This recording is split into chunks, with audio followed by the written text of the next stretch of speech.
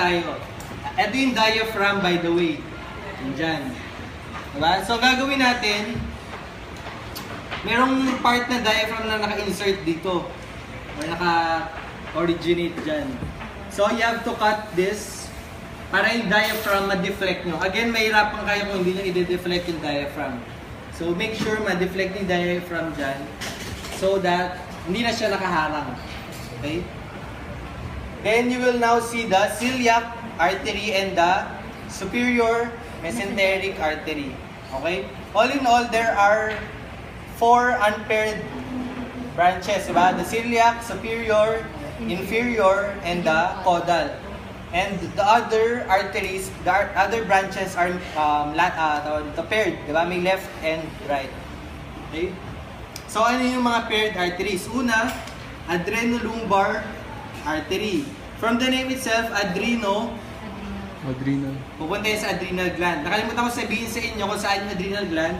Given na nakita nyo yung kidney, dito siya. Tapos relative to the kidney, ganyan size niya. Minsan mas maliit pa. Okay? It's, ka-size niya yung ovary. Kung nakita niyo yung ovary. Okay? Adrenal gland. So, bakit lumbar? Bakit may lumbar? Kasi, given na ito yung abdominal artery, yung branch niya pupunta sa adrenal gland, pero it will not terminate there. Magpipierce lang siya, then pupunta pa siya sa lumbar region. Kaya adreno-lumbar artery. So, yan. Next, renal artery. So, yan siya. Take note na hindi sila magkapantay. Yung right ay mas mataas kaysa sa left. Kasi yung right kidney mas mataas kaysa sa left kidney. Kaya adrenolumbar mas mataas talaga. Oo. Pero minsan ano naman yan. Basta makita nyo variable din yan. Pero relatively mas mataas lagi yung right kaysa sa left. Okay? Next. You will see the internal spermatic kapag male. Okay? Internal spermatic or ovarian. So, ano tong internal spermatic na to? Ito yung artery, naalala nyo si spermatic cord? Diba? Yung humiwalay, iti-trace nyo to. Okay? You trace this and you will notice that it will enter the abdominal aorta. So, ngayon kung naputol siya, ayun, dun kayo magkakaproblema. Pero tingnan nyo, both sides naman yan. So again, maganda dito kung sira to, tayo niya sa iba. Pero kung sira pareho, sorry kayo, hanapin nyo na lang siya sa ibang cut. Okay? Sa ano naman, sa female, mas madali siya makita. Kasi if you see, yan, if you see the ovary, meron talaga siyang artery. Which will? No. So, sir, yun na yung ovarian. Oo, ovarian or Hindi siya bago. gonadal siya. Okay. So maganda dito, ang artery and vein magkatabi lagi. Yan, may vein, may artery. So kung ang pinaka mas conspicuous kasi yung vein eh, di ba? Kasi black siya. Tapos mas mataba siya, mas malaki siya. So kung minsan, pag nakita niyo na yung ovarian vein, hanapin niyo na lang na may katabi yun na ovarian artery. Okay? So, kulay pink yun, di ba? Kung lalabas. Pero maliit lang siya. Tingnan niyo yung relative size niya compared sa renal. Di ba? Talagang maliit lang siya. So, tapos, mas maliit, mas sensitive. So, mas madali maputol. Okay, next.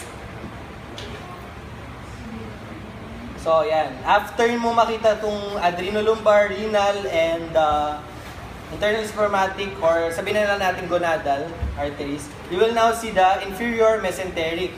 Then, makita nyo to, magbabranch siya ng ganyan. Sharp na pataas, tsaka pababa. Yung pababa, saan pupunta to?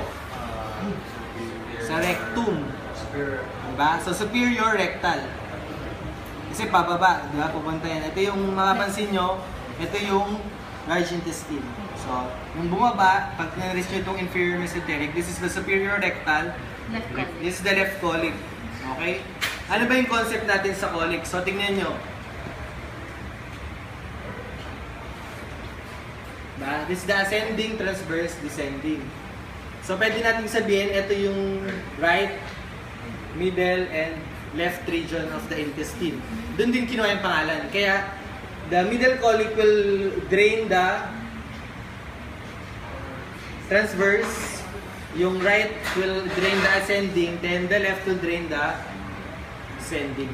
Kaya, ito, left colic, automatic yan, descending, whether it's artery or vein.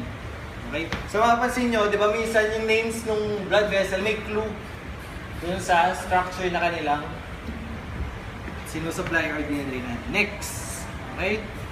You will see the so, iba pangalan natin sa hymen dito di ba? Lumbar. Alam ko lumbar pangalan sa hymen. So, makikita nyo naman, ano to, talagang, what do you call this? Iliolumbar ba? Iliolumbar. Sir, may lumbar tsaka Yung lumbar kasi, ano siya hindi pinakita dito kasi sobrang nipis niya, ganun lang siya.